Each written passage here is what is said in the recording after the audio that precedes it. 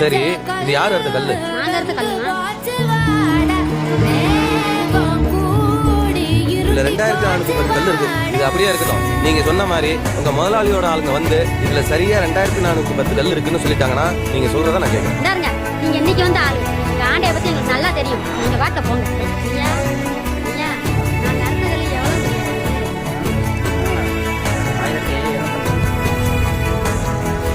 சுட்ட சுட்ட மண்ணு கல்லாச்சு, நட்ட நட்ட கல்லு வீடாச்சு, நச்சு நச்சு பட்ட நம்ம பொழப்புதான் பச்சை மண்ணா போச்சு.